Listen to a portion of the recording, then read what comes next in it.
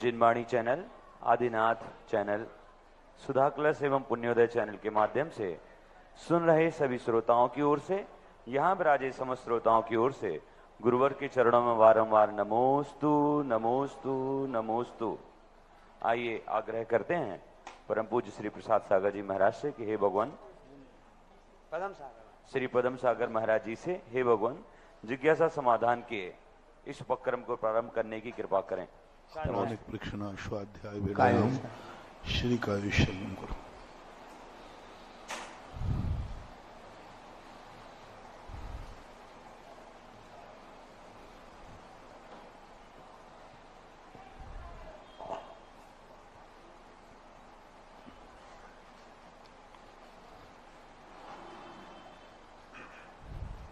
नमोस्तु महाराज से उज्जैन, रोहित जैन उज्जैन से कोई महिला माँ बनना चाहती है और वह माँ नहीं बन पा रही है, इलाज भी उसका सफल नहीं हो पाता है, तो ऐसा क्या करे कि उसके कर्मों की निर्जरा हो और इलाज भी सफल हो जाए। नमोस्तु पर ये प्रसंग अपने कर्मों पर विचार कीजिए।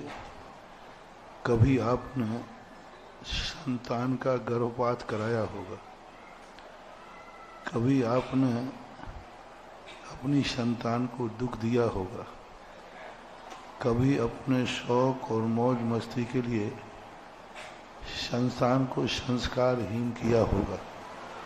उस कर्म का ये परिणाम है। अब इसका उपाय हमारे शास्त्रों में कुछ लिखा नहीं है, तो मैं बोल नहीं सकता। भगवान के सामने रोना शुभ है या अशुभ है? रोना यदि आनंद आंसू हैं तो हमारे यहाँ पूज्यपाद स्वामी ने इरियापद भक्ति में कहा है, वाणी गद गद यन बपू पुलकयन नेत्रद्वयम श्रावयन। यदि आनंद की अनुभूति के आंसू हैं तो कोई बाधा नहीं। देव शायद गुरु के सामने दुख के आंसू नहीं आना चाहिए, क्योंकि तुम्हारा इतना बड़ा सौभाग्य है कि तुम्हारे सामने भगवान बैठा है, तुम्हारे सामने गुरु बैठा है, तुम्हारे हाथ में नमोकार मंत्र है। इससे बड़ा पुण्य और शुभ क्या हो सकता है? इसलिए ऐसा। पारस जैन जबलपुर से, गुरुकुल में मुनि सुब्रत नाथ भगवान की दक्षिण शैली की मुनि सुब्रत नाथ भगवान की अर्ध पद्मासन प्रतिमा है। पूज्यवर, इन प्रतिमा का रहस्य क्या होता है? गुरुकुल में मुनि सुब्रत नाथ भगवान की प्रतिमा अभी कहाँ? हाँ, तो अर्ध पद्मासन की मूर्तियां मिलती तो हैं, लेकिन प्रतिष्ठा पाठों में पद्मासन मूर्ति का ही उन्होंने नाप दिया है। जितने भी नाप हमें प्रतिष्ठा पाठों में मिले, सब पद्मासन मूर्तियों के मिले। अर्ध पद्मासन मूर्ति का प्रतिष्ठा पाठों में कोई नाप देखने में नहीं आया, लेकिन साक्षात जीवंत तीर्थंकर भगवान दोनों आसनों में ध्यान करते थे, सिद्धासन में और पद्मासन में और खड़गासन में। 3 आसनों पर विशेष रूप से योग सिद्धि के लिए कही है। पद्मासन, सिद्धासन यानी अर्ध पद्मासन और खड़गासन, ये 3 ही प्रशस्त माने गए हैं।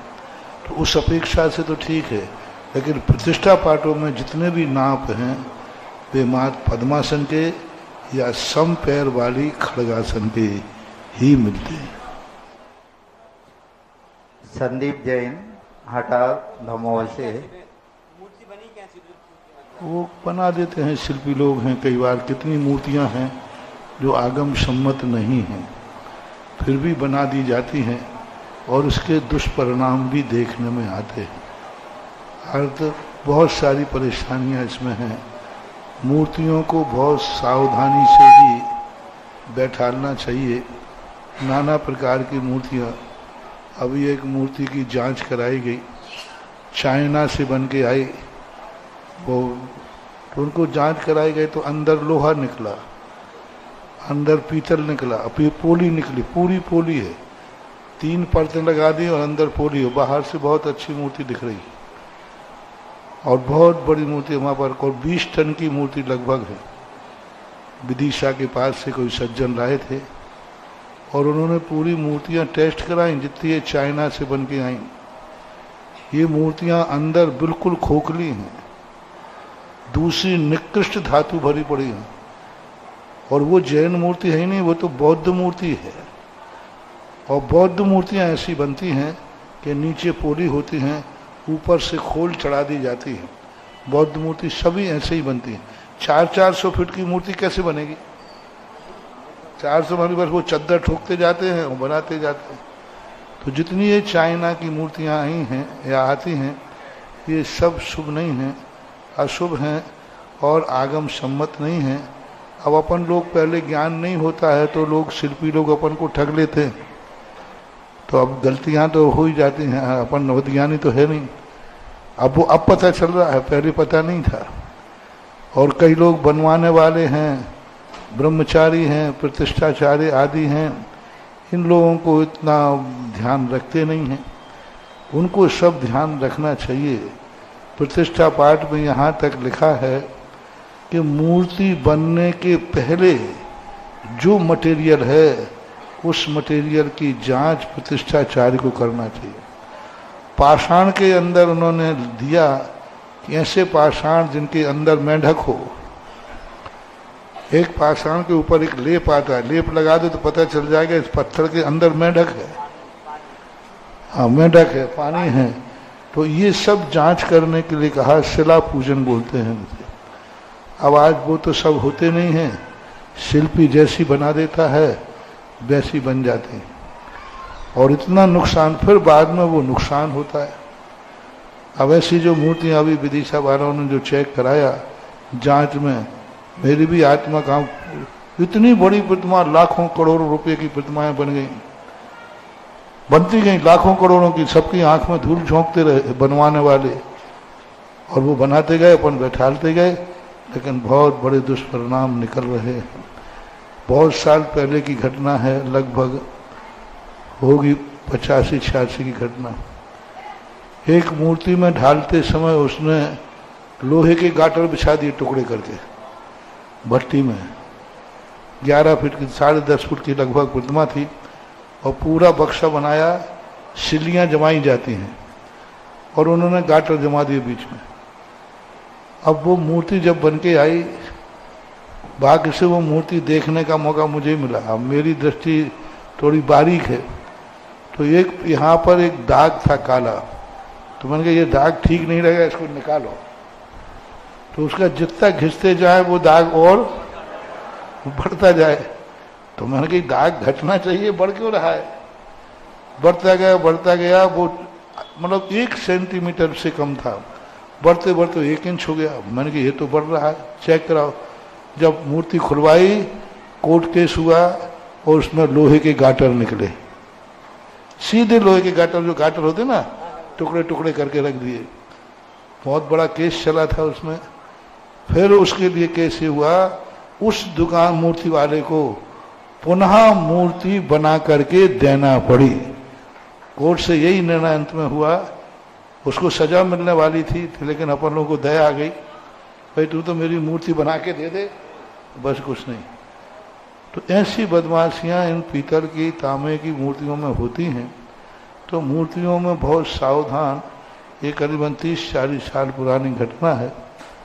और फिर बाद में मूर्ति ढली, पूज्य आचार्य महाराज के सामने की घटना है।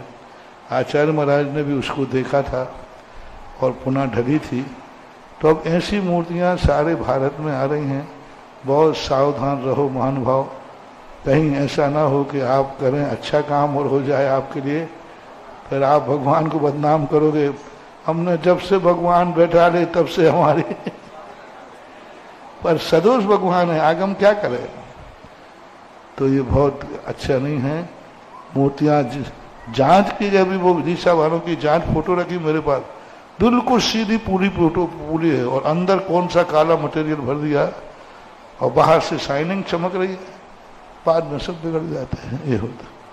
ऐसी मूर्तियां नहीं बैठालना है, और जहां बैठी हों उनको पुनः विसर्जित करके पुनः प्रतिष्ठा हो सकती है, उनका विसर्जन हो सकता है, नए सिरे से ढाली जा सकती हैं।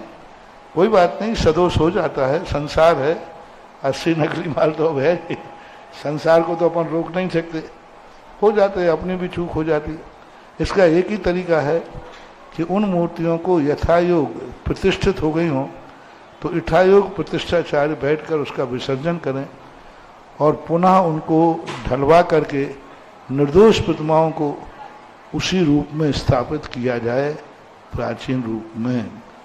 और नई मूर्तियां तो जो प्रतिष्ठा नहीं हो तो उन लोगों से तो कहना है कि इन मूर्तियों को कदापि नहीं, चाहे भली करोड़ों का नुकसान हो गया हो तो हो जाने दो, लेकिन गलत मूर्ति, अभी तो करोड़ ही गए हैं और बैठने के बाद तो पता नहीं कितना नुकसान हो जाएगा, इसलिए करोड़ों का नुकसान हो गया तो हो जाने दो।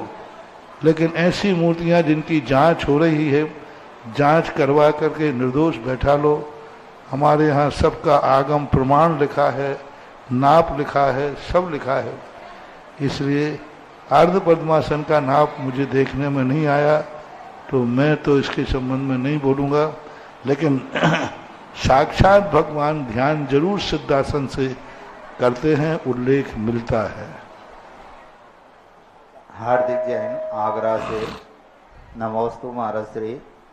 1994 में मैं अपने माँ बाप से बिछुड़ गया था और 3-4 घंटे की मशक्कत के बाद आप ही ने मुझे एक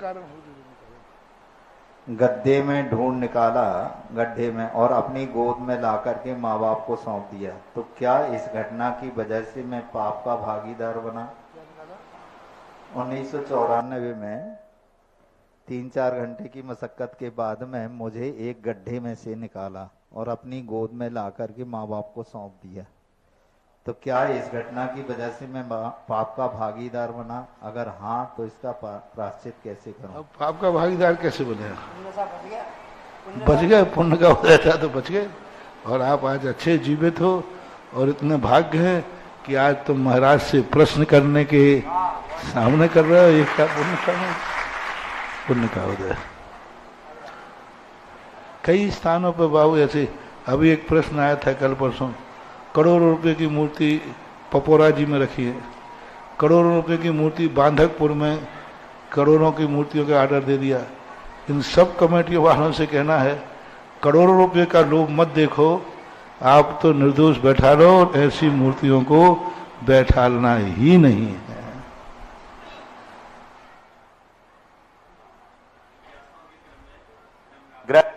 परम पूज्य प्रयोग सागर जी महाराज से की जिज्ञासा कर आगे का कार्यक्रम करें जी।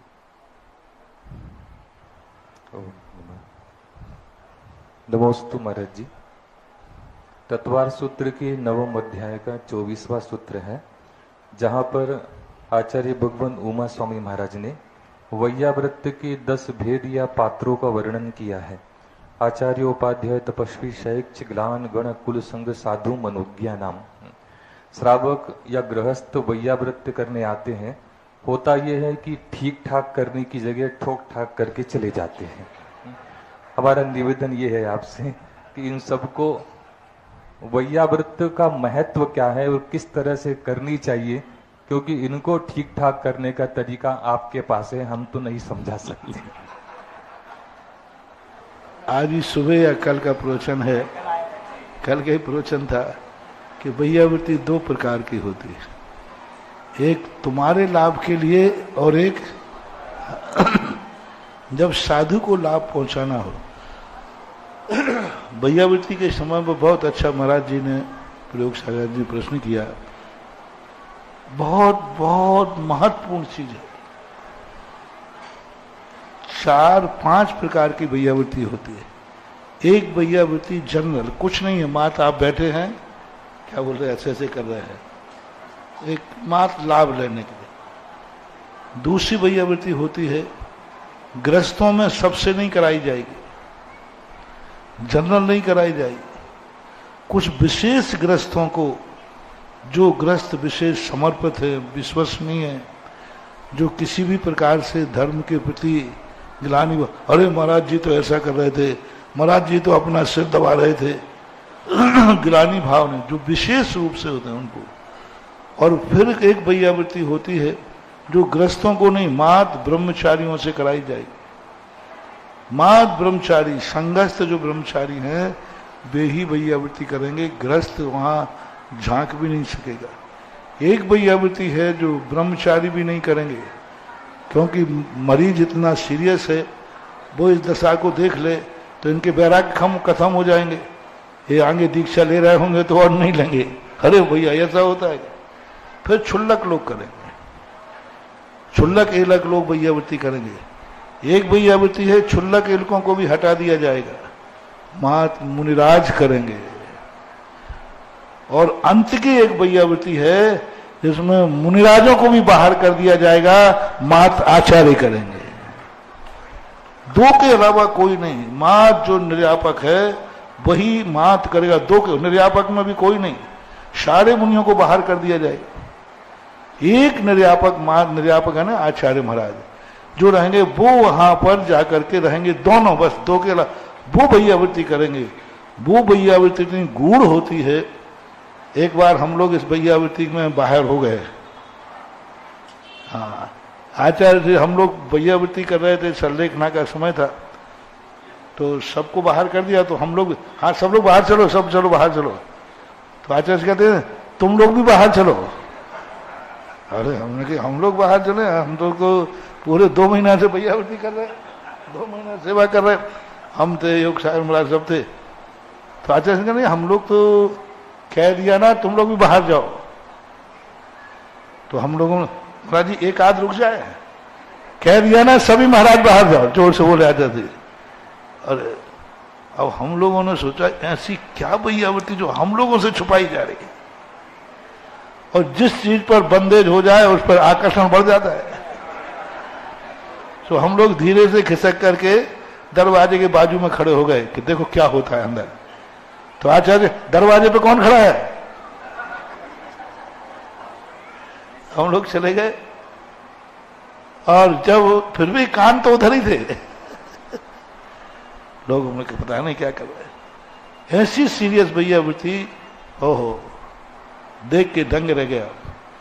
एक मुनिराज को सल्लेखना के समय आहार लेने की इच्छा थी, लेकिन वो आहार लेने के लिए उठे तो लेकिन उनकी अंजलि नहीं बंधी, मुंह नहीं खुला, है ना। लेने की इच्छा तो थी लेकिन मुंह नहीं खुला पानी तक।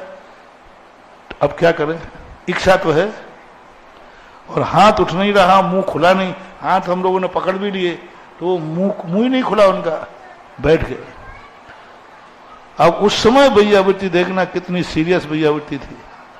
आचार्य ने कहा, सोचा होगा इनको पानी तो पीना था लेकिन पी नहीं पाए। अब इनके मन में कहीं पानी के प्रति ललक लगी नहीं रहे प्राण निकलते समय, क्योंकि अब आज के बाद तो ये पानी ले नहीं पाएंगे। तो पानी के प्रति ललक नहीं बनी रहे, हम कैसे परीक्षा करें। तो सबको भगाकर कहते हैं, क्यों महाराज आपको प्यास तो लगी थी? बोले हाँ लगी थी। पानी आप पी नहीं पाए, कोई दूसरे उपाय से पानी पिलाऊं, गिलास आदि से। तो हम लोग सामने की, यहां तो दाल में काला हो रहा है, यहां तो कुछ गुटरगू अलग चल रही है। नहीं, आकुलता तो नहीं है, कोई एन कैन प्रकार लेने का भाव तो नहीं है। ओ महाराज, ऐसी हालत में इतने जोर से मैं भी नहीं चिल्ला पाऊंगा अभी, इतने चिल्लाए। क्या दिगंबर मुनिराज कभी गिलास से पानी पीता है? आप आचार्य हो के हमें भ्रष्ट कर रहे हो। इतने जोर से उनकी आवाज। क्या कभी सूरज पश्चिम से निकल सकता है, लेकिन दिगंबर मुनि, ओहो, आचार्य जी की आंखों में आंसू आ गए। और तुरंत हम लोगों का, आ जाओ आ जाओ आ जाओ आ जाओ आ जाओ, बस हो गई वैयावृत्ति, हो गई, करो सेवा करो, सेवा करो। अब उन लोगों ने बाद में आचार्य जी का मैंने कि वो हाँ कह देता तो अब खुरापाती तो खुरापाती होते, अब वो हाँ कह देता तो तुम लोगों को इतना दिमाग क्यों लगा रहे, इसी के लिए तो तुम लोगों को बाहर। गुरु जानते हैं परीक्षा कैसे लेना, अंदर की बात निकलवाना थी, देते नहीं पानी तुम्हें मत समझना। आचार्य ने कहा यदि वो मांगते तो फिर हम समझाते, फिर उपदेश देते। है तो क्या कर रहा है मुनराज, जिंदगी भर अंजलि में लिया, तो फिर उसको वैराग्य दिलाते, फिर उसको समझाते। लेकिन अभी तो अपन को ये पता चलना कि उसका भाव है कि नहीं है। मात इतने भाव के लिए, और क्या आचार्य की आंखों में आंसू थे, बोले देखो ये होती है समाधि, इस दशा में भी इनके परिणाम हैं कि नहीं मरूं तो मर जाऊं लेकिन मुनिचर्या में दोष नहीं लगाऊंगा। अब देखो बैयावृत्ति के कितने प्रकार हो गए। आप लोग बैयावृत्ति करना चाहते हैं तो सबसे पहले जिसकी बैयावृत्ति करना है उसका विश्वास जीतो। जितने साधुओं के नाम दिए, शेख ज्ञान सब मुनियों के दिए बैयावृत्ति में, गृहस्थों का कोई नाम नहीं दिया। मुनि महाराज को ही बैयावृत्ति का पात्र बनाया वहां पर। सबसे पहले किसी मुनिराज की आपको बैयावृत्ति करना है तो पहले विश्वास जीतो। साधु कष्टों को सहन करने को तैयार है, मरने को तैयार है, लेकिन ये पद बदनाम नहीं होना चाहिए। अभी मैंने तुमसे करवा ली, पता नहीं तुम बाजार में क्या कहोगे। अरे भैया काय के महाराज बन गए, हमने खुद महाराज को देखा है, वे अपनों सिर अपनों खुद को दबा रहे थे। यदि हम ऐसे दबाते हुए बैठे मिल जाए कहीं तो सर बाजार में क्या चर्चा होगी? हैं? आगम से विरुद्ध नहीं है, आगम में लिखा है, लेकिन तुम तो यही कहोगे। अब देखो महाराज बन जाते हैं और खुद को वो नहीं है, ये नहीं है। विश्वास जीतो। साधु का सबसे बड़ा गुण होता है बैयावृत्ति कराना है उसको। दुखी तो है ही, लेकिन वो ये सोचता है ये विश्वसनीय है कि इस कान की बात बैयावृत्ति करने वाले का सबसे बड़ा गुण होना चाहिए। बैयावृत्ति करने के बाद उसको याद नहीं रहना चाहिए कि मैंने बैयावृत्ति क्या की है। तुम लोग तो संस्मरण सुनाते हो, एक बार फलाने महाराज आए थे, हाँ आए थे, सुनाओ अब नाना नानी की कहानी। इतनी बात होना चाहिए कि बैयावृत्ति करने वाला करने के बाद कमरे के बाहर गया, कोई पूछे तुम क्या कर रहे थे, क्या मुझे पता नहीं। दूसरे महाराज की बैयावृत्ति की है, दूसरे महाराज को मत सुनाओ। हम महाराज जी आप नहीं करा रहे, हम तो बड़े महाराज को तेल लगाते थे। अब लोग बड़े महाराज की बात अभी तक कह रही, वे चले गए ऊपर।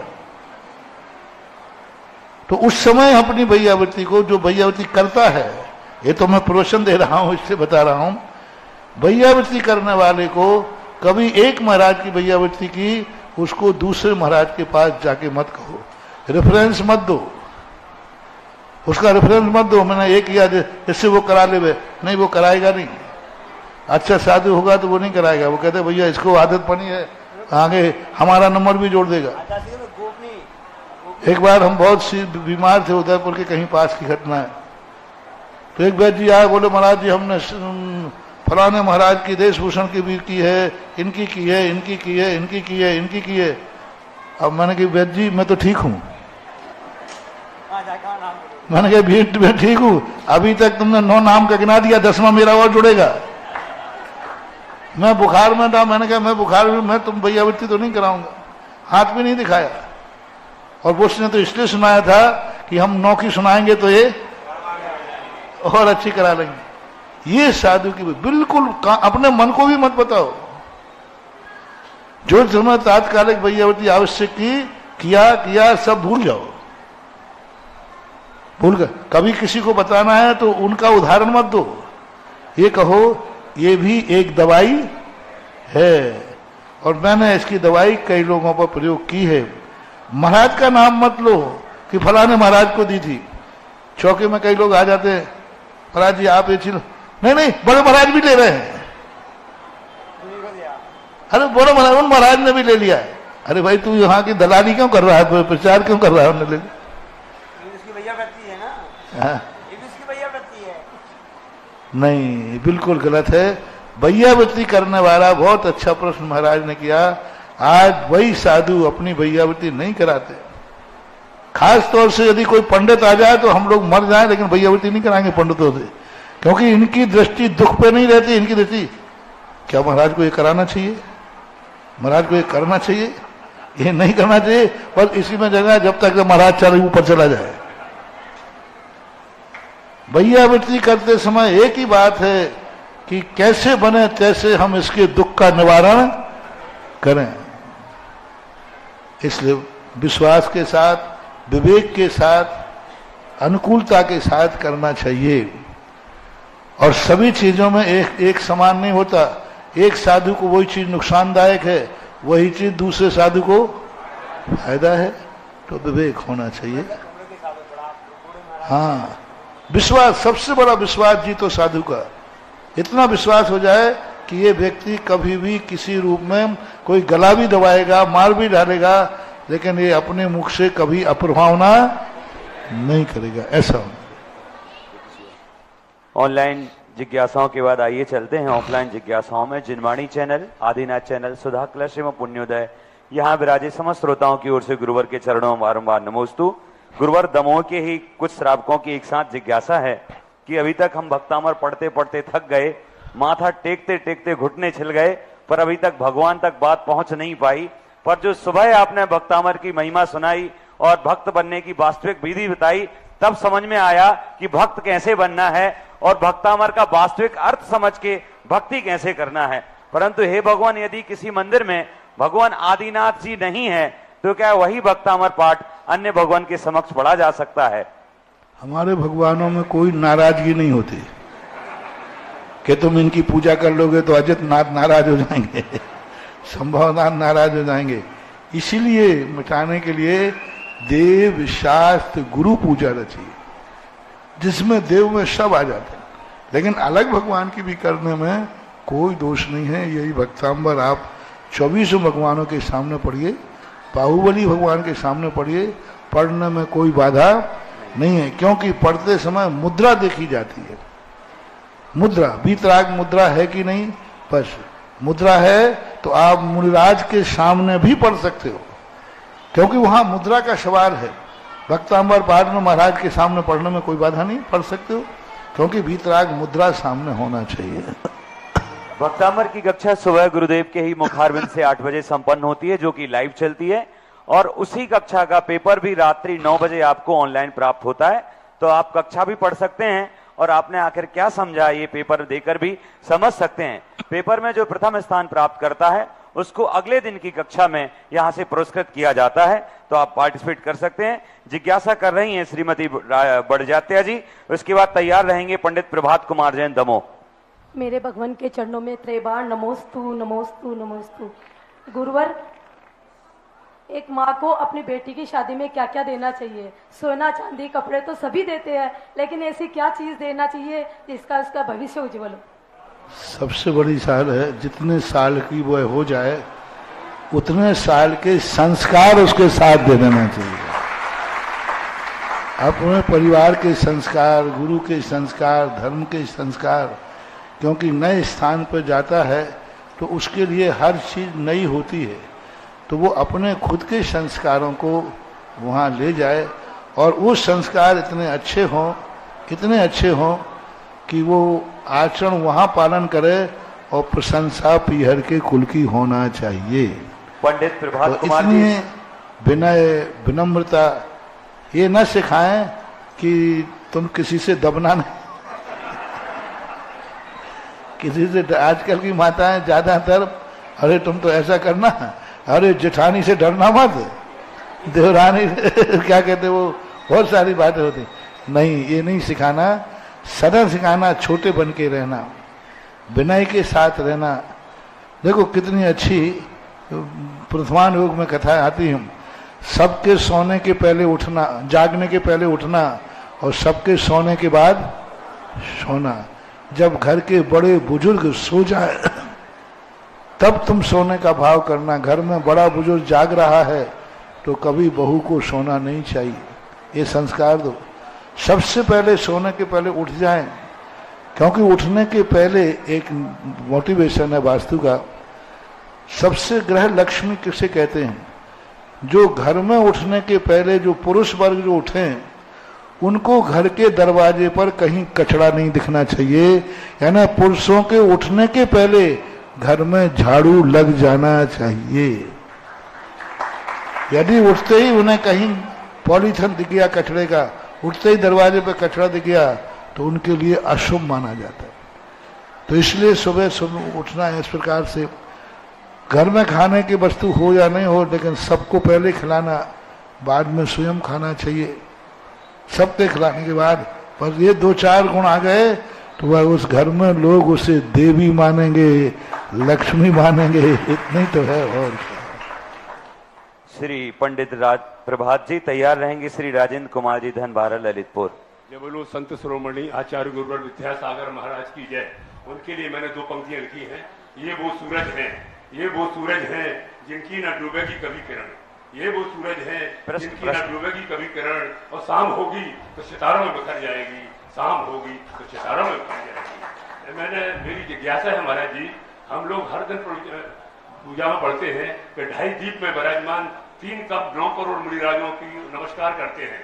ना तो उनकी संख्या कम होती है न ज्यादा होती है, केवल स्थिर रहती है। कृपया इसका समाधान करिएगा। और 2.5 दीप कौन कौन से हैं? अन्य दीपों में मुनिराज जी विराजमान रहते हैं कि न रहते हैं? कृपया संख्या का समाधान करने। 3 कम 9 करोड़ मुनिराज सदा विद्वान नहीं रहते, उत्कृष्ट रूप से।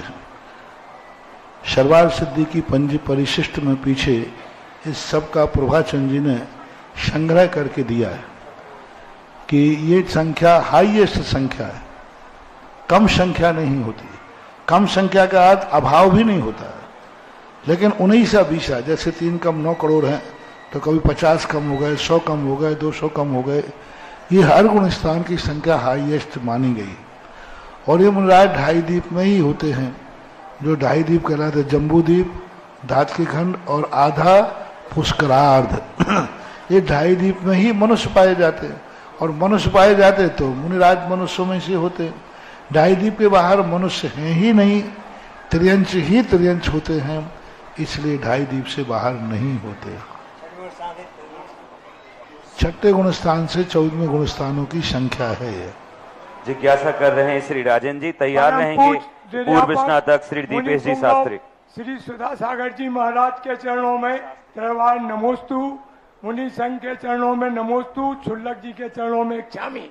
हे गुरुवर, मेरी जिज्ञासा है कि तीर्थंकर के माता पिता के एक ही पुत्र होता है, दूसरा क्यों नहीं? कृपया जिज्ञासा का समाधान करें। अब एक ही पुत्र होने का उनका नियोग है, क्योंकि तीर्थंकर की माता में एक बार ही गर्भ धारण करने की योग्यता होती है। पूज्यवर जिनसेन स्वामी ने महापुराण में इस शब्द को दिया। तीर्थंकर की मां हमें एक बार ही पुष्पवती होती है। महिलाएं सामान्य रूप से हर माँ रजस्वला होती है, लेकिन तीर्थंकर की मां को रजस्वला नहीं होती। हर माँ है वो रजस्वला नहीं होती। जिंदगी में एक बार ही उनको रजस्वला का स्थिति बनती है, इसलिए उसको पुष्पवती कहा। पुष्पवती यानी उस बार उनका पुत्र गर्भ में आता ही आता है। एक कारण महापुराण में देखने में ये मिला कि उनकी योग्यता ही उन माँ की ऐसी होती है कि अन्य पुत्रों की उत्पत्ति उसमें नहीं होती है। माँ की अपेक्षा से, पिता की अपेक्षा से कुछ मत अलग ढंग के मिले हैं। हरिवंश पुराण, उत्तर पुराण में कुछ ऐसे दिए हैं कि अन्य रानियों के अन्य संतानें होने से भाइयों का उल्लेख बनता है, लेकिन जिनसेन स्वामी ने तो महापुराण में माता का यही स्वरूप प्रकट किया है, इसलिए उनकी एक ही संतान होती है। योग्यता ही मां में एक ही उत्पन्न करने की होती है। जिज्ञासा करेंगे श्री दीपेश जी, स्नातक विद्वान सांगानेर। तैयार रहेंगे श्री संतोष जी अविनाशी, 12 वर्षीय संयोजक। ओम नमोस्तु गुरुदेव। पूज्य मुनिवर, आगामी जो समय आ रहा है वो बच्चों के विद्यालय में प्रवेश का समय है। तो माता पिता के सामने बहुत सारे विकल्प होते हैं क्योंकि आजकल हर जगह शासकीय और निजी विद्यालय प्रस्तुत हैं। तो माता पिता अपने बच्चे के प्रवेश से पहले किस प्रकार निर्णय करें कि हमें अपने बच्चे का प्रवेश किस विद्यालय में कराना चाहिए? सबसे पहले तो यह विचार करें कि जो मैनेजमेंट है उस विद्यालय का वो मांसाहारी तो नहीं है। दूसरा विचार करें कि कोई दूसरे धर्म के प्रचारक तो नहीं है, जो भारतीय धर्म नहीं है, जैसे कॉन्वेंट आदि हैं। इनमें क्या होता है, ये धर्म परिवर्तन की कला सिखाते हैं। ऐसे स्कूलों में न भेजा जाए जहां धर्म परिवर्तन कराने की बात हो, विपरीत धर्म के संस्कार दिए जाए। तीसरी बात है कि वहाँ पर जो सिखाने वाले हैं, वहाँ जो पढ़ाने वाले हैं टीचर्स आदि, वो टीचर्स किस क्वालिटी के हैं। यदि मांसाहारी टीचर हैं तो उस पर विचार किया जाना चाहिए।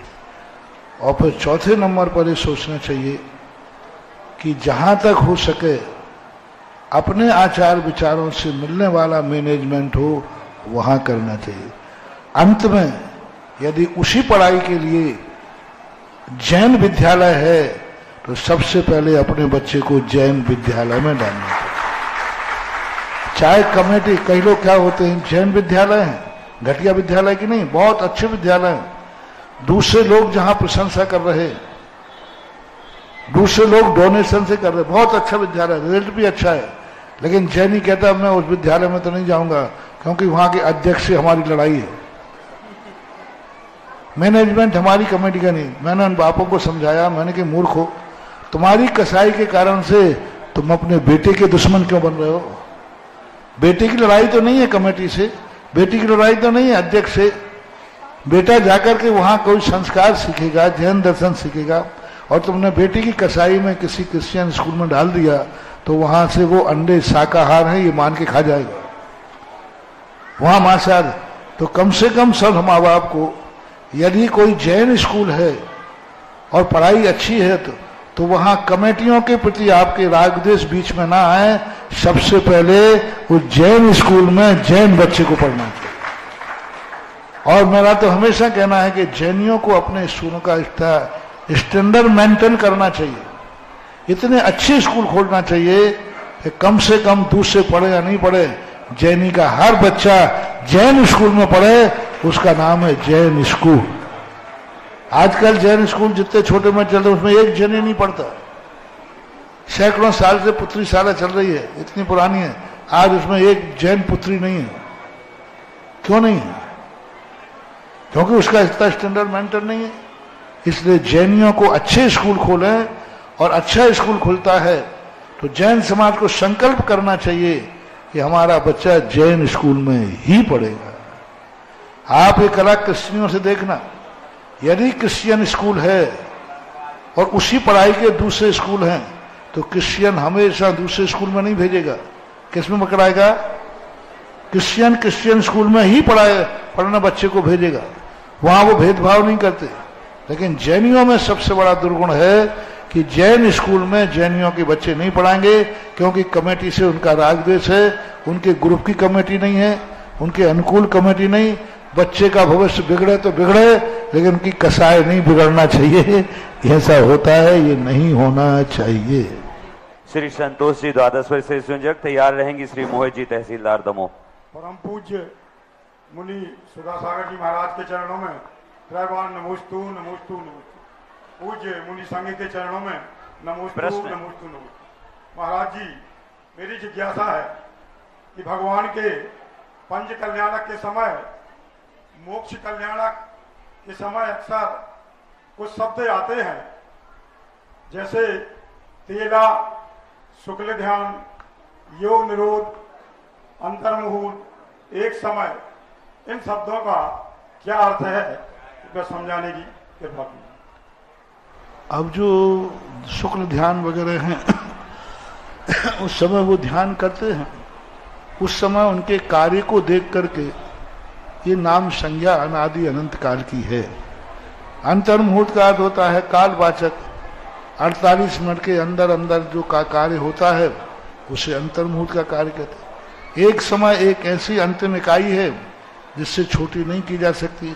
कुछ कार्य ऐसे हैं जो एक समय में हो जाते हैं, जैसे कर्म का बंध एक समयवर्ती पर्याय है, कर्मों की निर्जरा एक समयवर्ती पर्याय है, कर्मों का बंध एक समयवर्ती पर्याय है। तो वो एक समय के लिए ही कार्य होता है। ईर्यापत आश्रव एक समयवर्ती पर्याय है। एक समय में जो कार्य होता है उसको समय का प्रयोग करते हैं। इस प्रकार के ये सांकेतिक शब्द कहलाते हैं। योग निरोध का अर्थ होता है मन वचन काय की चंचलता। मन वचन काय कारण के आत्मा के प्रदेशों में परिस्पंदन होता रहता है। इन परिस्पंदन को रोकना, क्योंकि योगों की चंचलता ही कर्म में बाधक बनती है, कर्म बनने में साधक बनती है। कर्म को रोकने के लिए जो योगन की चपलाई ताते हो आश्रव, तो उन योगों को रोकने के लिए सभी मोक्ष जाने वाले जीव केवल ज्ञान होने के बाद 13वें गुण स्थान में जब उनकी आयु एक अंतर्मुहूर्त या इससे अधिक बचती है, कम से कम एक अंतर्मुहूर्त, अधिकतम किसी के 2 महीना, किसी के 4 महीने, किसी के किसी भी, इतने पहले वो जाकर के आत्मा के हृदय के स्पंदन को रोकने के लिए जो प्रक्रिया करते हैं उसे योग निरोध प्रक्रिया बोलते हैं। जिज्ञासा करेंगे श्री मोहित जी। उसके पहले शिविरार्थी श्री मनोज जी अंजना जी ने 11,000 रुपए की राशि दमोह के सबसे बड़े प्रोजेक्ट यति विहार के लिए समर्पित की है, जो गुरुवरों के मूल गुणों के पालन और दमोह की संरक्षा के लिए चल रहा है। 350 ग्राम चांदी भी यहाँ की बेदी के लिए समर्पित की है।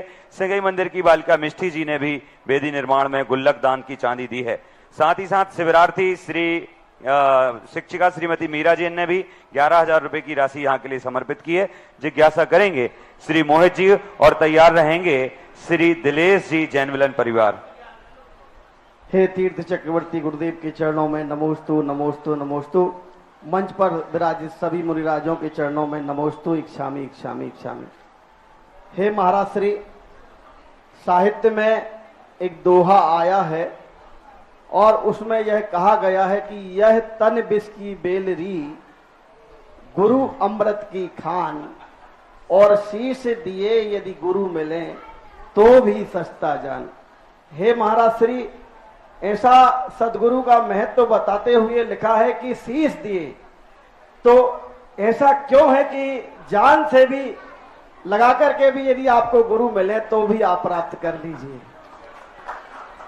ये कबीर दास का जो दोहा है उसका मूल कारण है कि जान देने पर तो एक ही भाव जाएगा, लेकिन गुरु मिल गए तो वे जन्म जन्म के सुधार देंगे, जन्म जन्म बना देंगे। एक गुरु का एक वाक जन्म जन्म सुधार सकता है। गर्दन देने में क्या, एक जन्म चला जाएगा, लेकिन गुरु मिल गए तो उस समय भी वो जन्म जन्म के अपने आप में सुधार देंगे। ऐसी स्थिति आई है वैष्णव दर्शन के अंदर। जैनियों में तो ऐसा प्रसंग कभी देखने में नहीं आया कि गुरु के लिए, क्योंकि जैन गुरु के लिए शीश चढ़ाने की जरूरत नहीं, ये झुकाने ही से मिल जाते हैं। लेकिन वैष्णव दर्शन में एक शीश झुकाने की बात, गर्दन देने की बात आती है। एक पांडवों में भीम का प्रपुत्र था, घटोत्कच का बेटा बर्बरीक, और बर्बरीक का एक नियम था कि कमजोर पक्ष से वो लड़ता था। भीम का पोता था।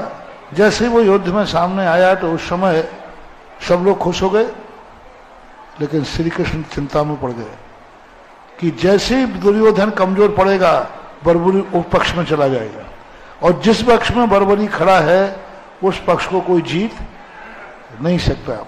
अब उपाय क्या है? पांडवों का भीम का प्रपुत्र है, पोता है।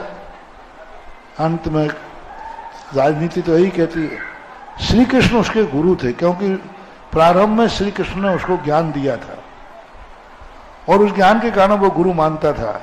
तो उन्होंने कहा कि गुरु दीजिए, गुरु दक्षिणा चाहिए बर्बरीक। तो वो कहते मांग लीजिए, बोले तुम्हारा शीश दे दीजिए। तो बर्बरीक ने अपने हाथ से अपना शीश काट करके गुरु के चरणों में चढ़ा दिया था। उस समय बर्बरीक ने एक ही मांग की थी, अंतिम इच्छा, कि गुरुदेव मेरी एक ही इच्छा है कि युद्ध लड़ने तो मुझे अब नहीं मिलेगा, लेकिन मुझे जब तक मेरे प्राण सुरक्षित रखे जाएं मैं इस महाभारत के युद्ध को अपनी आंखों से देखूं। तो बताते हैं कुरुक्षेत्र में बर्बरी को एक उच्च स्थान पर बैठाल करके वो क्षेत्र देखा और बाद में जाकर के उसी सिर को ले जाकर के खाटू श्याम जी के अंदर विराजमान किया। आज वो वैष्णव का एक अच्छा क्षेत्र माना जाता है। तो वैष्णव दर्शन में गुरु को लिए शीश देने की परंपरा का ये बर्बरीक का जो उदाहरण है वो बहुत बड़ा मार्मिक उदाहरण है। तो बर्बरीक ने यही कहा, भली एक जीवन मेरा जाएगा तो जाएगा, लेकिन गुरु जो कह रहे हैं वो कितना बड़ा, देखो अब शीश दे गुरु यदि तो भी सस्ता, यदि वो नहीं देता शीश और युद्ध लड़ता तो अंत में दुर्योधन जीतता। कमजोर पक्ष कौन सा था? तो दुर्योधन के पक्ष में था। तो बोलो कितना अन्याय होता, पांडवों के साथ अत्याचार होता, द्रौपदी के साथ अत्याचार होता, पूरा दुनिया के राज्य में अत्याचार होता। तो बर्बरी कहता है कि शीश देने में इतना घाटा नहीं है जितना गुरु की बात मानने में फायदा है। इसलिए बर्बरी का उदाहरण आपके और इसी बात को लेकर के शायद कबीरदास ने ये दोहा लिखा, शीश दे यदि गुरु मिले तो भी सस्ता जाए। दमोह के इतिहास में एक बहुत विशाल प्रोजेक्ट सोच के साथ गुरुदेव ने प्रेरणा से शुरू हुआ, वो यति विहार। उसी के लिए 21,000 रुपए की राशि स्वर्गीय श्री ऋषभ जी की स्मृति में श्री राकेश जी 21,000 रुपए समर्पित कर रहे हैं। सागरना का समाज भी 51,000 रुपए की राशि समर्पित कर रही है। ये प्रोजेक्ट किसी एक मंदिर का ना हो के पूरे 22 मंदिरों का समायोजित करके एकता का प्रतीक है। तो जो भी इस प्रोजेक्ट से जुड़ना चाहते हैं अपने नाम दे सकते हैं। मिनिमम 21,000 की राशि के साथ आपका नाम वहां पर शिलापट पर लिखा जाएगा। जिज्ञासा कर रहे हैं श्री दिलेश जी पूरे समस्त साथियों के साथ तैयार रहेंगे। विद्या सुधा व्यायामशाला से श्री जीतू मलैया। नमोस्तु भगवान, नमोस्तु। महाराज श्री, मेरी जिज्ञासा है कि आजकल कुछ स्थानों पर ऐसे आवासीय शिविर लग रहे हैं जो मुनि संप्रदाय को ना मानने वाले जैनियों के द्वारा लगाए जाते हैं। ज्ञान की जिज्ञासा से स्वाध्याय के कारण ऐसे कई परिवार उस शिविर में शामिल होते हैं और अपने बच्चों को भेज देते हैं। वहां से बड़े बड़े गिफ्ट मिलते हैं और लालच में फिर ये परंपरा का रूप ले लेते हैं। महाराज श्री, मेरी जिज्ञासा है, क्या ऐसे शिविरों को रोकने में हमारी क्या भूमिका होनी चाहिए, अथवा स्वाध्याय के लिए इन शिविरों को हम भी ज्वाइन कर सकते हैं? मैं इतने पूछना चाहता हूं, कोई तुम्हारे बाप को गालियां देवे और उसके यहां तुम्हें पानी पीना चाहिए या नहीं? तुमसे बहुत प्यार करता है जी, तुमसे बहुत प्यार करता है, बहुत बढ़िया, तुमसे कोई झगड़ा नहीं है, लेकिन तुम्हारे बाप को गाली देता है और तुमसे कोई नहीं। अरे तुमसे तो तुम कहो तो हलवा पूड़ी खिला दे, तुम्हें कहो तो सोने की माला पहना दे, तुम्हें कहो तो वो जो पुरस्कार का वो दे दे, तुमसे कोई झगड़ा नहीं है, लेकिन तुम्हारे बाप को गाली देता है।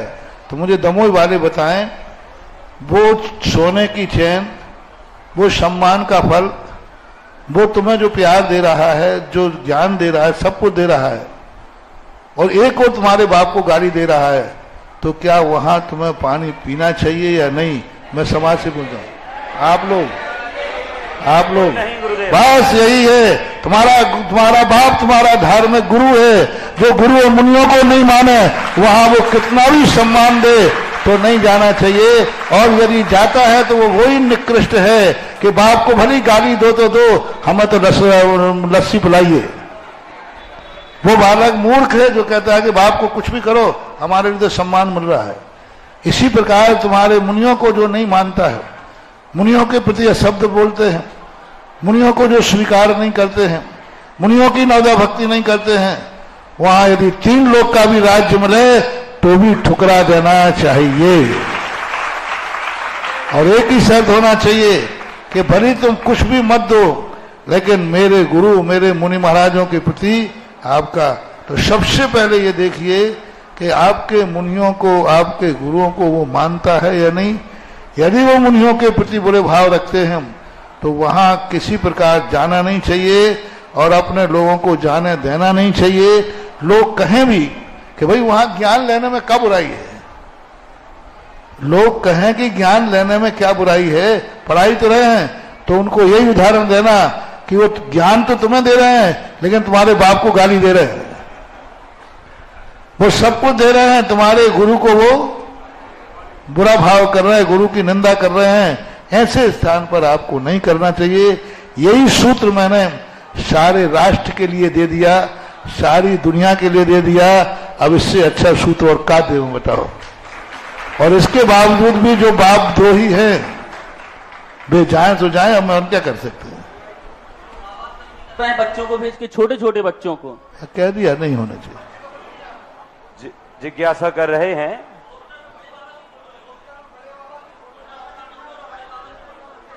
बड़े बाबा की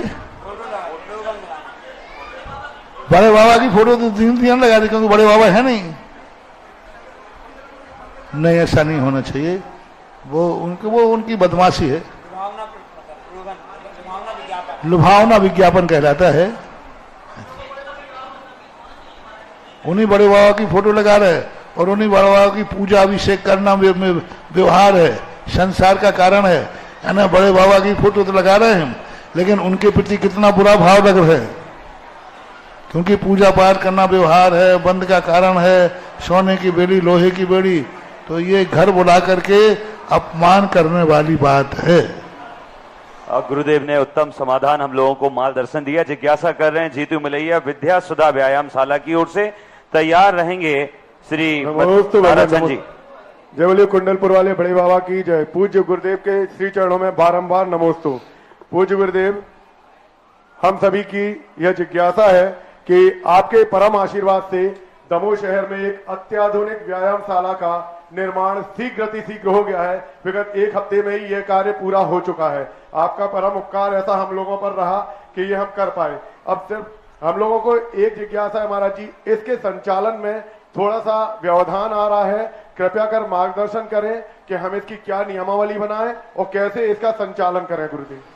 पहली बात है कि ये दो संदेशे भारत में दमोह के नाम से जाने लगे और भारत में हर व्यक्ति, इतने लोग आ रहे हैं कि महाराज जो आपने दमोह के अंदर जिम खुलवाने का, व्यायामशाला का कार्य किया, ये इतना आदर्श लोग मान रहे हैं कि हर व्यक्ति, हर लोगों के बारे हम भी अपने यहाँ खोलेंगे, हम भी अपने यहाँ खोलेंगे। दूसरा, सभी लोगों ने ये सबसे बड़ा पसंद किया। आज तक इतनी प्रशंसा हमें मंदिर की नहीं मिली, इतनी प्रशंसा हमें संतशाला की नहीं मिली, इतनी प्रशंसा हमें धर्मशाला की नहीं मिली, जितनी प्रशंसा यति विहार की हो रही है। तो दमोह वालों ने जो यति विहार पर चिंता की, यति विहार की मूल गुण की एक समिति पर विचार किया, ये विचार की बहुत चारों तरफ प्रशंसा है। और उसको देखकर कई लोग आशीर्वाद लेके गए हैं कि हम भी अपने यहाँ इस प्रकार का 2-5 एकड़ का यति विहार बनाएंगे। तो व्यायामशाला, एक आदर्श व्यायामशाला तुम्हारी खोली जा रही है और बहुत बड़ा कार्य। सबसे पहले तो जितने सदस्य बने हैं, जिनके सदस्यों ने मेरे माइक पर जिनकी घोषणा हुई है, उनका नाम वो अपनी एक एक किस्त जरूर जमा करा देवें, जिससे यह आदर्शता तुम्हारी कायम हो। और यदि आपने बोल दिया है तो आपको भले आप 1-8 महीने 2 महीने का समय ले लें, क्रम से जमा करा दें, लेकिन जमा जरूर कराना। बोलने के बाद तुमने मना किया तो ध्यान रखना, मैं ब्याज के और चक्रवर्ती ब्याज के तुम्हें लौटाना पड़ेगा।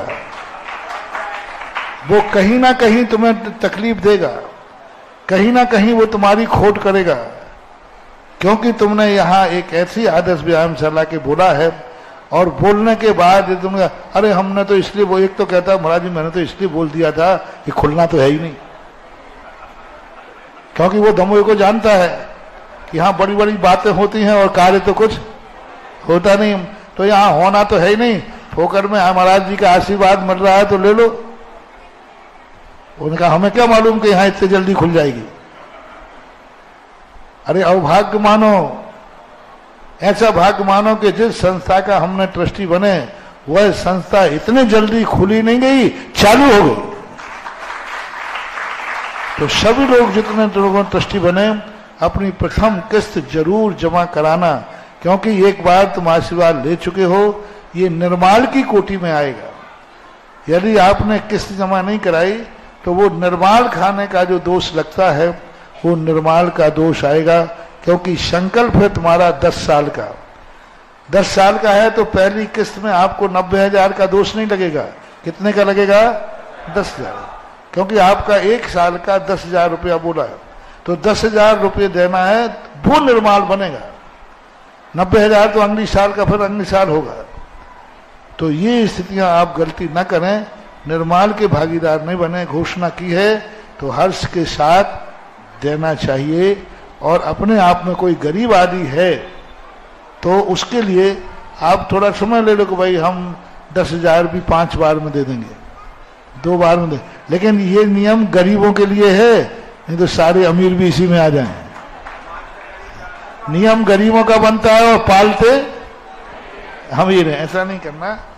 और यदि तुमने अमीर बन करके देने की क्षमता है फिर भी तुमने मान नहीं दिया है तो तुम साल भर के अंदर अंदर गरीबों की लिस्ट में आ जाओगे।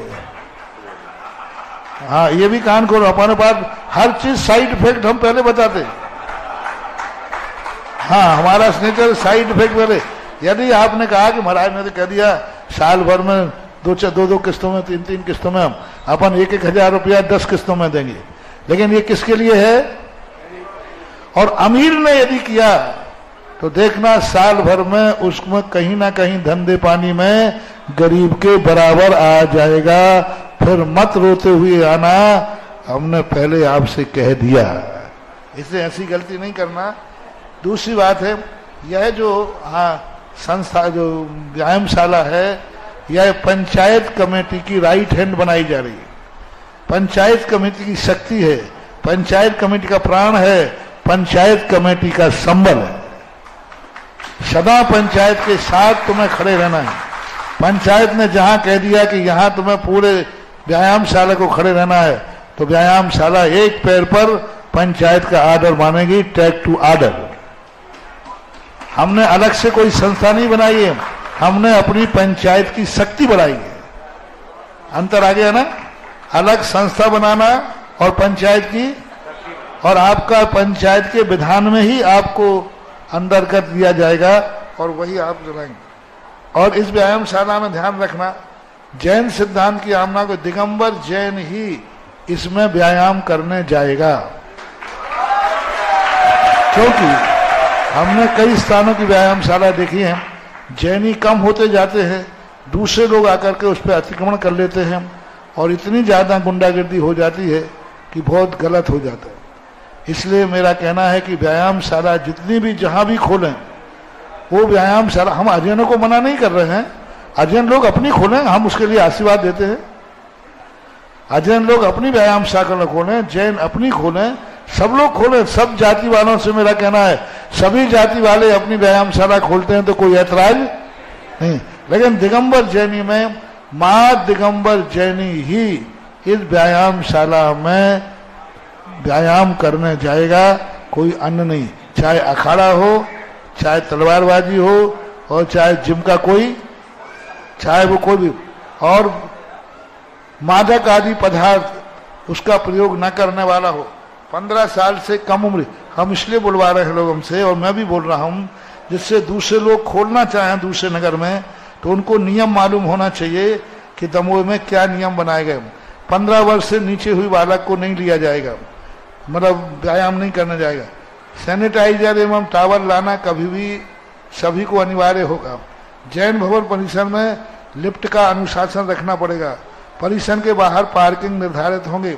साउंड सिस्टम, इलेक्ट्रॉनिक उपकरण का दूरी बना के रखना होगा।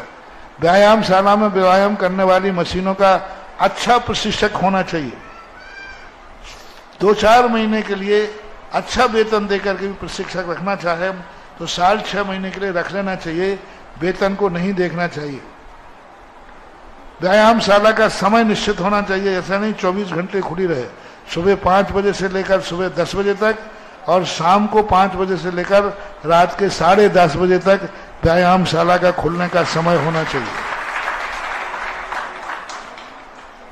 और जो राशि, कम से कम राशि ऐसी रखी कि निःशुल्क तो कराया नहीं जाएगा, मेंटेनेंस आदि जो वहां व्यायाम करने जाएगा, जैनी दिगंबर जैनी, कम से कम 500 रुपया महीना उसकी फीस होना चाहिए। महीने भर की 500 है, महीने भर की। और इतना तो देखो मेंटेनेंस होगा, सब कार्य होगा तो हो लगता है। आप लिफ्ट का भी प्रयोग करेंगे, प्रतिदिन आईडी कार्ड लाना जरूरी है, प्रबंधक को दिखाना।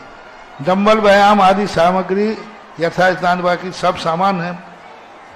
और व्यायामशाला जो बनाई गई है, जो व्यायामशाला के ट्रस्टी हैं, इनकी एक ड्रेस निश्चित होगी, व्यायाम करने वालों की नहीं, व्यायामशाला के जो कमेटी है उसकी एक ड्रेस निश्चित की जाए। वो एक ड्रेस नहीं। और जहां पर मशीनें हैं वहां किसी प्रकार का खाना पानी नहीं होना चाहिए। जहां व्यायाम जिम्स होगी वहां कोई खाना पानी पीने का नहीं, पानी के अलावा कोई भी चीज की व्यवस्था नहीं बनाना चाहिए।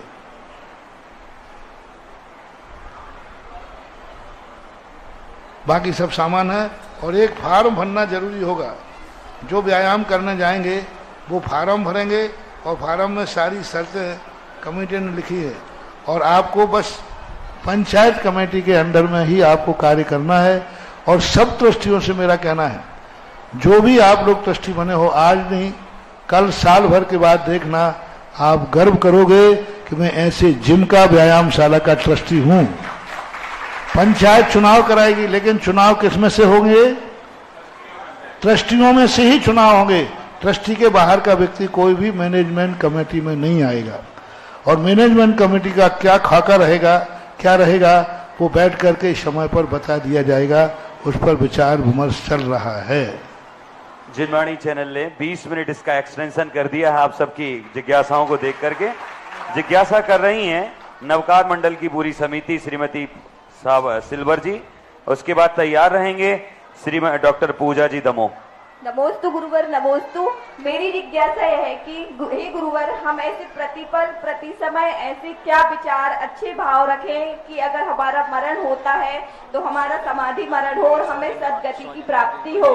क्योंकि जैसे रानी सप्तैदा, रानी सीता जी ने थोड़े से बुरे विचार के कारण इतने दुख कष्ट सहन किए हैं। तो हे प्रभु, हे गुरु, मेरी जिज्ञासा है कि हमें इतने दुख कष्ट सहन ना करना पड़े और हम प्रतिपल प्रति समय क्या भावना भाएं कि हमें सदगति की प्राप्ति हो अगर हमारा मरण होता है तो।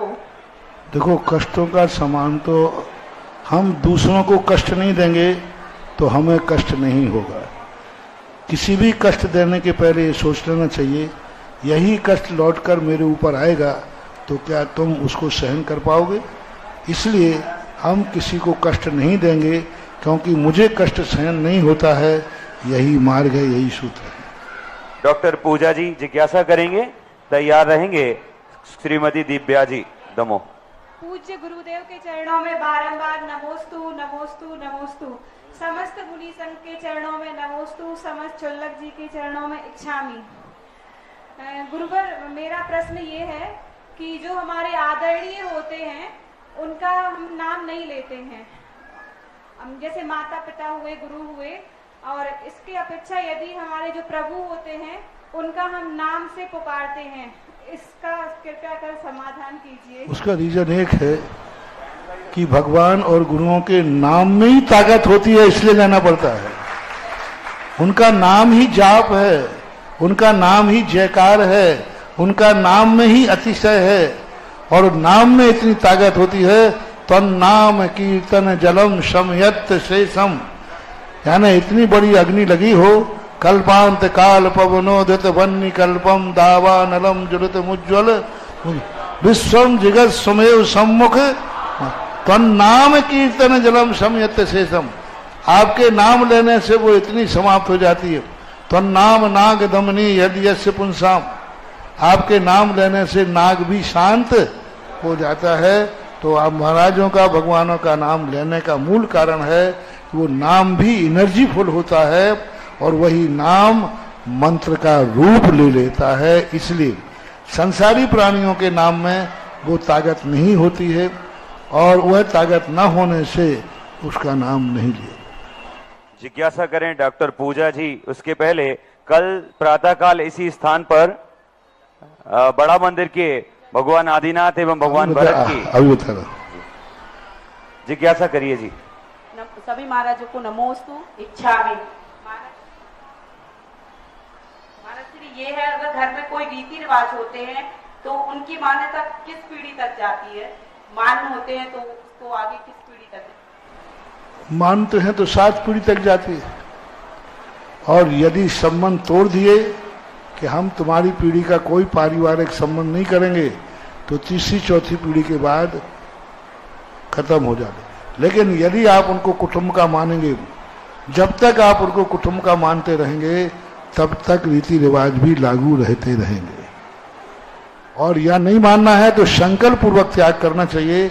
इन परिवार को आज के बाद हम अपने कुटुंब से बाहर मानते हैं, हम इनके कुटुंब के नहीं, ये हमारे कुटुंब के नहीं, ऐसा त्याग कर देना चाहिए, फिर हो जाता। जिज्ञासा कर रहे हैं श्री जिनेन्द्र जी मडला, उसके बाद तैयार रहेंगे श्री महेंद्र जी मुंशी, अध्यक्ष चौधरी मंदिर। नमोस्तु महाराज जी, नमोस्तु महाराज जी। अभी वातावरण में टेम्परेचर बहुत ज्यादा बढ़ रहा है, जिससे अनेक प्रकार की समस्याएं हो रही, दिन में निकलना भी बहुत मुश्किल हो रहा है। इसलिए हमारे समाज के क्या दायित्व होना चाहिए प्रगति को संतुलित करने के लिए, या हमें पौधे लगाना चाहिए कि और कुछ उसके लिए करना चाहिए जिससे टेम्परेचर नॉर्मल रहे और जिंदगी सामान्य रहे सभी इंसान की? आज अभी एक डॉक्टर साहब भी आए थे, इसी बात को लेकर बड़े चिंतित थे वो, शायद कल वो प्रश्न करेंगे। आप सबको एक ही बात है कि प्रकृति जब तुम्हें देती है तो प्रकृति को तुम्हें देना चाहिए। ओम शांति। एक व्यक्ति पूरी जिंदगी भर में 5 पेड़ों का उपयोग करता है, सब्जी के रूप में, लकड़ी के रूप में, फर्नीचर के रूप में। एक व्यक्ति 5 वृक्षों को पूरी जिंदगी भर जीता है, जब मरता है तब भी एक वृक्ष जला के मरता है। एक वृक्ष की लकड़ियां जल जाती लगभग है 5 क्विंटल लग जाती है, तो मरने का एक। फिर घर में फर्नीचर आदि बनता है, कुर्सी टेबल आदि सब उसी में आते हैं, और फिर सब्जियां आदि खाता है पीता है। तो कम से कम हर व्यक्ति को प्रकृति के वरदान को लौटाना है, तो कम से कम हर व्यक्ति को अपनी जिंदगी में 5 वृक्ष लगा के मरना चाहिए। अन्यथा परिणाम ये निकलेगा कि तुम्हें ऐसे स्थान पर जन्म मिलेगा जहां वनस्पति का दर्शन भी नहीं होगा। वहां वनस्पति नहीं होगी। छठे काल में जन्म लोगे जहां वनस्पति का बहुत अभाव रहेगा। और प्रकृति ने जब तुम्हें दिया है कि तुम 5 पेड़ प्रकृति के खा के मरे हो, तो कम से कम 5 वृक्ष लगा के बढ़ना चाहिए। मात्र पौधे लगाने से मतलब नहीं है। आपने पौधे नहीं खाए हैं, बड़े बड़े पेड़ खाए हैं, तो पौधे नहीं लगाना। जो पेड़ लगाओ 5 वर्ष तक उसकी सुरक्षा करना चाहिए, उसको जीवित करना चाहिए। अब प्रश्न आता है कि महाराज हम लगाना चाहते लेकिन कहाँ लगाएं, हमारे घर में प्लाट ही नहीं है।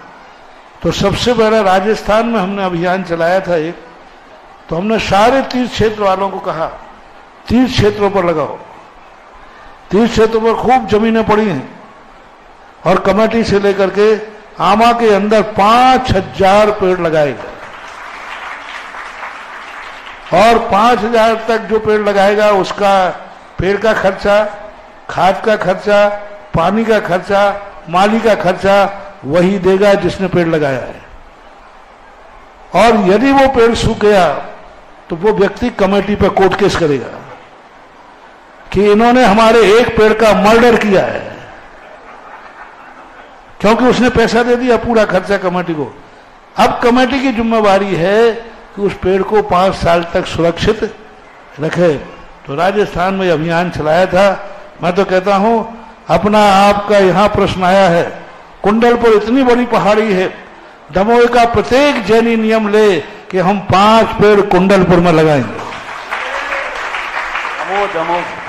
एक परिवार नहीं कह रहा हूं, व्यक्ति कह रहा हूं। घर में 10 लोग हैं तो 50 पेड़ लगाओ, और 5 साल तक जीवित रखने की उनकी गारंटी लो। कमेटी से कहिए कि हमसे सब व्यवस्थाएं कर रहा हूं। और हमने वहां पर एक काम और किया, हर वृक्ष के ऊपर तख्ती टंगवाई, ये वृक्ष फलाने व्यक्ति का नाम लिखा है, उस पर वृक्ष नंबर लिखा है और फलाना नाम। वो कभी भी जाकर के अपना वृक्ष की फोटो मंगवा सकता है, मेरा फोटो कहाँ है, और उस पर 5 साल तक नाम लिखा रहेगा उस पर कि यह वृक्ष फलाने परिवार का वृक्ष है।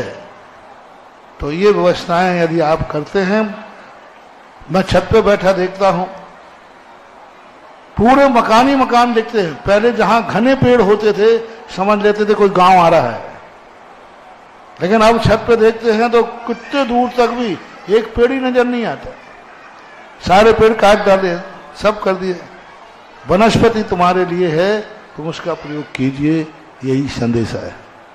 जिज्ञासा कर रहे हैं श्री महेंद्र जी मुंशी, तैयार रहेंगे श्रीमती सुधा जी जैन। महाराज जी, एक कविता इसमें से आई अपने मूक पार्टी से, पुस्तक के पृष्ठ क्रमांक 123 की है सर। वेतन वाले वतन की ओर कम ध्यान दे पाते हैं और चेतन वाले तन की ओर कब ध्यान दे पाते हैं। इसलिए तो राजा का मरण रण में हुआ करता है प्रजा का मरण करते हुए, और महाराज का मरण वन में हुआ करता है ध्वजा की रक्षा करते हुए। जिस ध्वजा को संग सारी धरती जीवित है, सानंद सुखमय। अब सुनिए, ये अतुकान छंद है। जिस ढंग से तुम पढ़ रहे हो ना, इसका अर्थ भगवान भी नहीं बता पाएंगे, क्योंकि हमारे यहाँ इसमें स्वल्प राम की कीमत है। रोको मत जाने दो, रोको मत जाने दो। अब इस भाषा में अर्थ क्या बताएं, तुम तो पढ़ते ही नहीं आ रहा है। देखो, जैसे मैंने कहा ना, अभी किसी व्यक्ति ने पढ़ा, मूक माटी का सही पढ़ा, रोको मत जाने दो, क्या अर्थ हुआ? अब दूसरा बोल रहा हूं मैं, बदला को नहीं, रोको मत जानो, ये भजरा है। इसलिए आप कागज दीजिए, मैं बता दूंगा। वेतन वाले पत्र की ओर कब ध्यान देते हैं? तो वेतन का भाई साहब तनख्वाह होता है। उपाश्रम की छांव आप पुस्तक पढ़िए। कह रहे हैं कि वो अशरीरी वेतन के लिए उन्होंने अशरीरी समझा है, बताया है। इसलिए महाराज ये जिज्ञासा हमारी। सर गुरुदेव पढ़ देगा, वेतन में तन से वे, ये कहना चाह रहे हैं, वो तन से रहे। और आप उपाश्रम की छांव पुस्तक पढ़िए, पूरी मूक माटी का अर्थ है। जिज्ञासा कर रहे हैं श्री संदीप जी मोदी, तैयार रहेंगे रूबी साकेत जी। माइक दे दीजिए, करो। परम उपकारी गुरुजनों को मेरा बारंबार नमोस्तु नमोस्तु नमोस्तु। सुल्लभ जी महाराज जी को इच्छामी इच्छामी इच्छामी। गुरुवार मेरी जिज्ञासा है कि भारतीय दर्शन में मृत्यु को महोत्सव माना गया है, फिर भी संसारी प्राणी मृत्यु से भयभीत क्यों होता है? मृत्यु को महोत्सव तो हमने कहीं सुना नहीं है। संलेखना को महोत्सव जरूर कहा है। मौत यदि महोत्सव हो जाए तो नरक जाने वाले भी महोत्सव मनाए, रावण का मरण भी महोत्सव हो जाएगा, कंस का मरण भी महोत्सव हो जाएगा, एक फांसी पे चढ़ने वाले डाकू का मरण महोत्सव हो जाएगा। महोत्सव हमारे यहाँ कहा है संलेखना पूर्वक, आचार विचार पूर्वक, संयम के साथ जो मरण होता है उसको महोत्सव की संज्ञा दी गई है, सामान्य मरण को नहीं। वेतन वाले कब वतन की ओर ध्यान दे पाते हैं, यहाँ श्लेष अलंकार है। वेतन यानी पैसा, जिनकी दृष्टि पैसे की होती है वे राष्ट्र की तरफ ध्यान नहीं दे पाएंगे, वो पैसे पर लगेंगे। और चेतन वाले तन की तरफ कब ध्यान दे पाते हैं? हम लोग चेतन वाले हैं, शरीर की कोई परवाह ही नहीं करते। शरीर मिट रहा है, शरीर तप रहा है, शरीर गर्म हो रहा है, ठंडा हो रहा है, तो चेतन यानी आत्म स्वरूप वाले तन की तरफ कब ध्यान दे पाते हैं?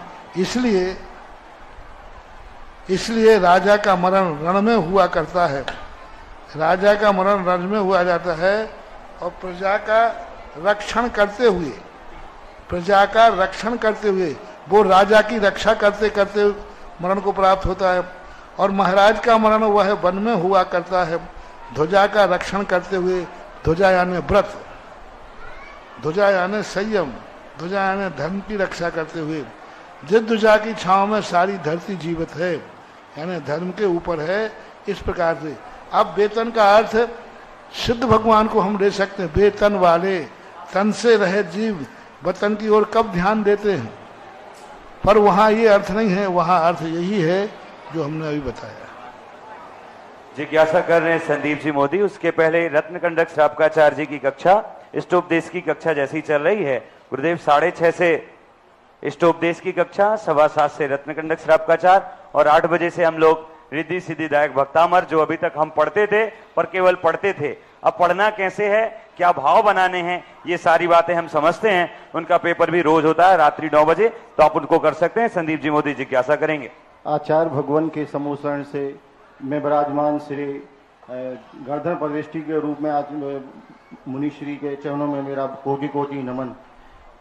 भगवान, जब हम धर्म सभा में बैठते हैं, जब आपकी वाणी सुनते हैं, तो उस समय ऐसी मतलब विशुद्धि बढ़ती है कि क्या क्या ग्रहण कर लें, मतलब सारे नियम पूरे उस समय ले लें, क्या करें कैसे करें, और मतलब ऐसा लगता है कि सब कुछ, लेकिन उसके बाद मतलब यहाँ से जाते हैं तो धीरे धीरे वो विशुद्धि थोड़ी थोड़ी कम होती जाती है। भगवान, मेरी जिज्ञासा है कि उसको हम कैसे अपने जीवन में उतारें और कैसे उसको हम अपने पूरे जीवन में लेके आगे चलें।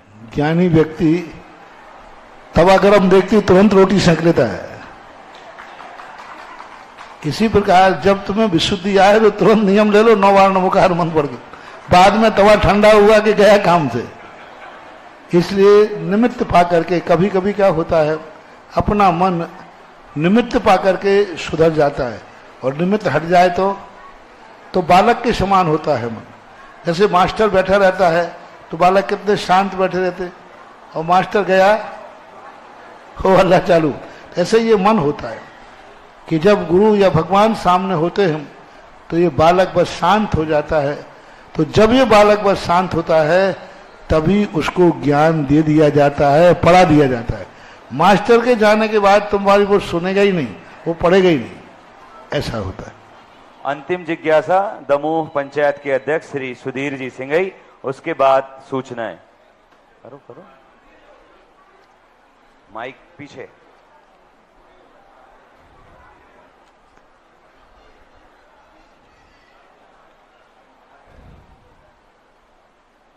के चरणों में बारंबार नमोस्तु निवेदित करता हूं। मंचासीन सभी मुनि राजों के चरणों में बारंबार नमोस्तु छुल्लक जी के लिए छामी निवेदित करता हूं।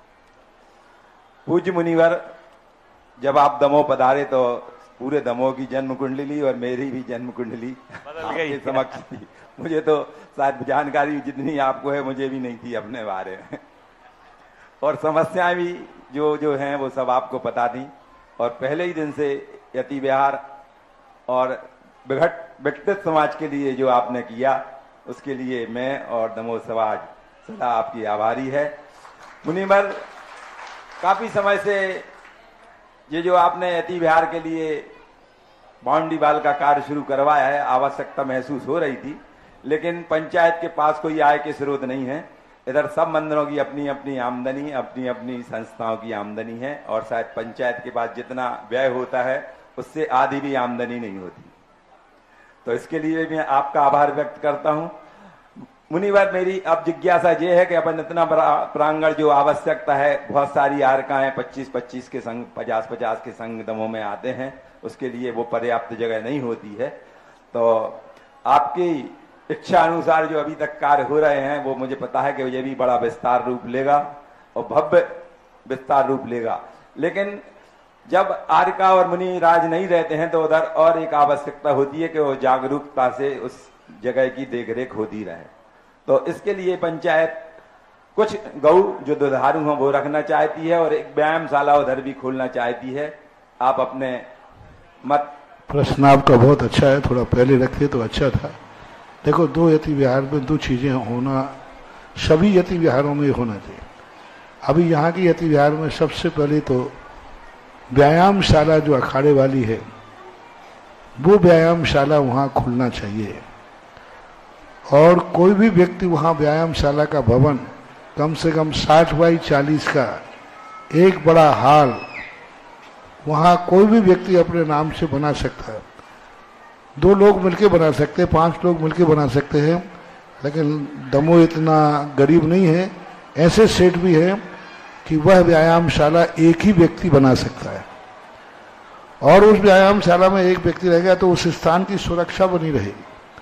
कोई बड़ा नहीं, 40 बाई 60 का एक हाल, और वो अपने स्मृति में, अपनी माँ की स्मृति में, अपने पिता की स्मृति में, अपने जन्म आदि दिन पर कोई स्मृति को चिरस्थायी रखने के लिए यह कार्य किया जा सकता है। दूसरा जो गौशाला की बात आपने कही, दुधारू गौशालाएं आजकल सब घी दूध नकली आने लगा है। यदि तुम्हारी गौशालाएं होंगी तो तुम्हारे लिए, जैनियों के लिए दूध वहीं से मिले, और जब साधु संत आएंगे तो उनके काम भी हुआ दूध